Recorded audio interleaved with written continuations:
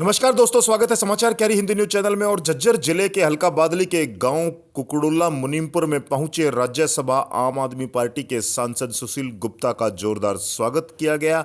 आपको बता दें कि इस अवसर पर सैकड़ों युवाओं ने आम आदमी पार्टी का दामन थामा। इस अवसर पर विधायिका प्रमिला टोकस सहित कर्नल रवि टोकस, धीरज टोकस, ठेकेदार अशोक धनखड़ उपस्थित रहे और मंच का संचालन गोपाल नगर से चुनाव लड़ चुके नजफगढ़ से मास्टर मंजीत ने बेहतर तरीके से किया और हरियाणा वासियों को जानकारी दी किस तरह से केजरीवाल मॉडल सरकार कार्य कर रही है।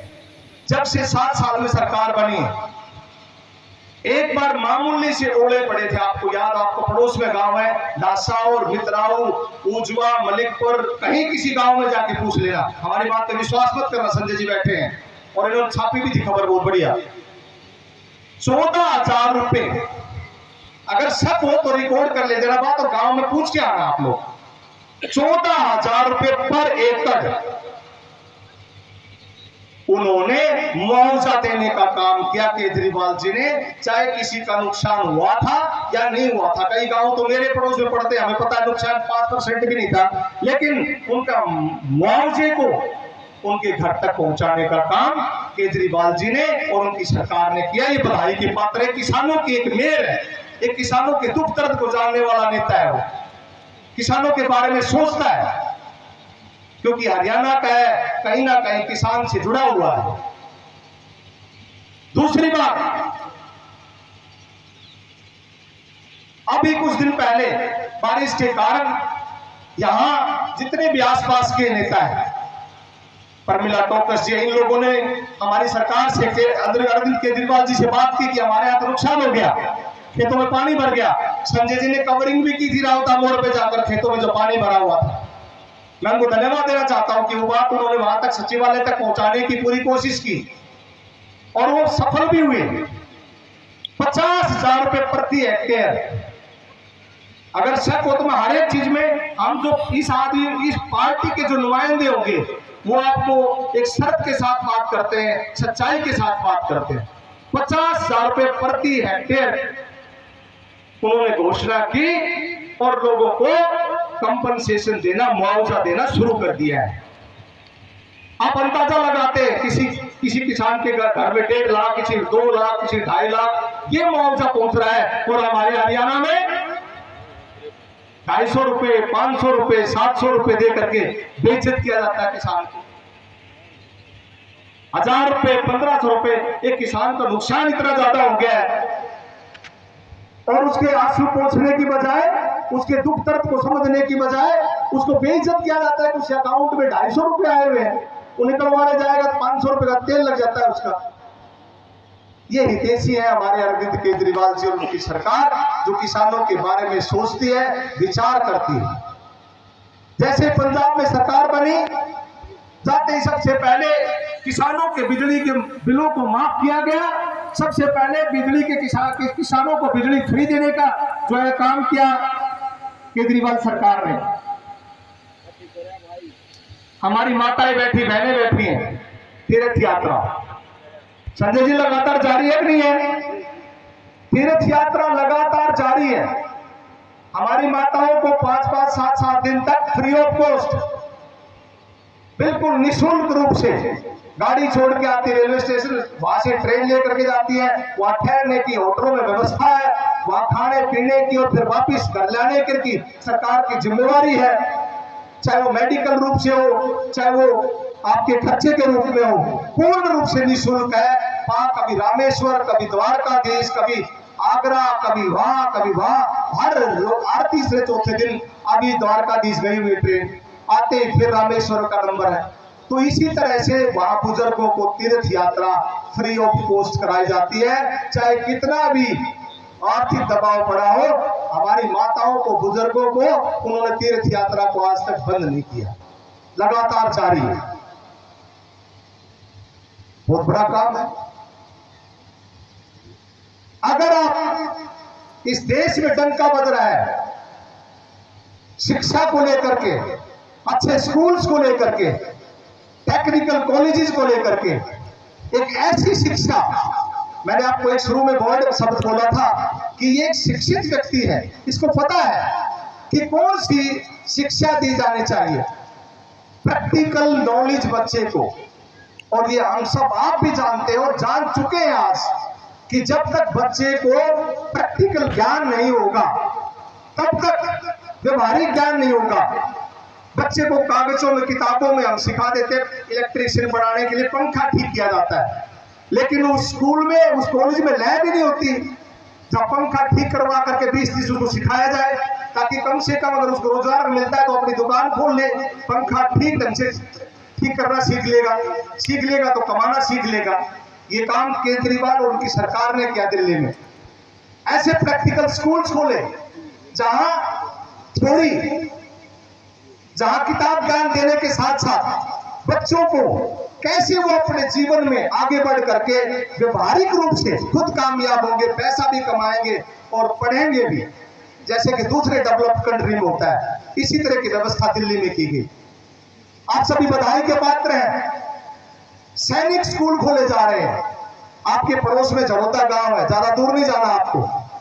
झरोता गांव में 14 एकड़ में सैनिक स्कूल खोला गया है और ये क्रेडिट ये श्रेय जाता है हमारे ग्रामीण अंचल के विधायक और विधायिका जैसे प्रमिला टोकस जी, हमारे बेटे इन नेताओं को, कि इन्होंने इस तरह की मांग सचिवालय में रखी, माननीय मुख्यमंत्री के सामने रखी और आज वो ग्राउंड पे है।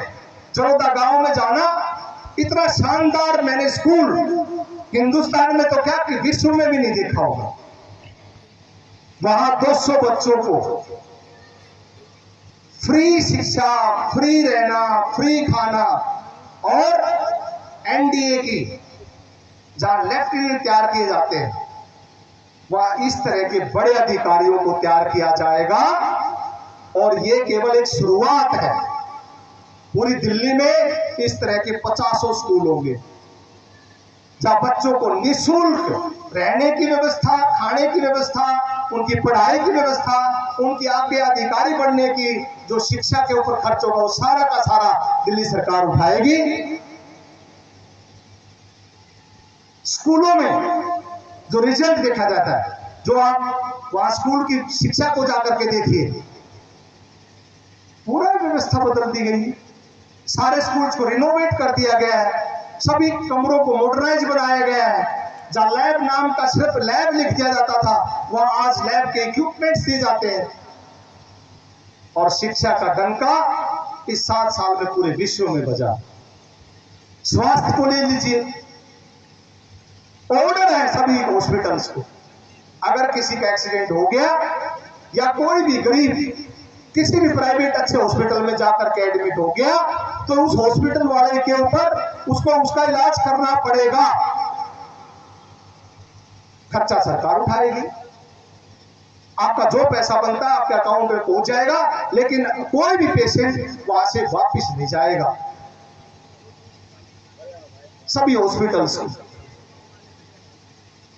मेडिकल को ले लीजिए, शिक्षा को ले लीजिए, ट्रांसपोर्ट को ले लीजिए, ऐसा कौन सी व्यवस्था है, पानी को ले लीजिए, बिजली को ले लीजिए, ऐसी कौन सी व्यवस्था है जो उन्होंने लागू करने की कोशिश नहीं की। मोहल्ला क्लिनिक खोल रखे हैं। मोहल्ला क्लिनिक आपने देखा होगा, कल भी माननीय मुख्यमंत्री जी कितनी दूर से उठ करके दिल्ली की महिला मोहल्ला क्लिनिक को देखने के लिए आए और उन्होंने जाते जाते न केवल सरकार की और माननीय मुख्यमंत्री की प्रशंसा की, बल्कि ये कहा कि काश हमें भी 10 साल पहले पता होता तो हमारे राज्य में भी इस तरह की व्यवस्था कर दी गई होती। और प्रण लेकर के गए हैं कि जाते ही सबसे पहले हम भी अपने राज्य में इस तरह की मोहल्ला क्लिनिकों की व्यवस्था करेंगे। इस तरह का मॉडल लेकर के आता है। आपके बीच में अफवाहें फैलाते होंगे, दिल्ली को बेच देगा, सब कुछ फ्री कर देगा। अरे भाई, 7 साल में तो हमारा बजट यहां से यहां तक पहुंचा है। दिल्ली के बजट को आपने देखा होगा, कहां जो है ना 21 से 22 लेकर के वहां करोड़ों से वहां 75-76 हजार करोड़ तक पहुंच गया है। आप बेचने की बात कर रहे हो, वो तो बता रहे हैं सभी राज्य सरकारों के पास, और वो तो इंडिपेंडेंट स्टेट भी नहीं है।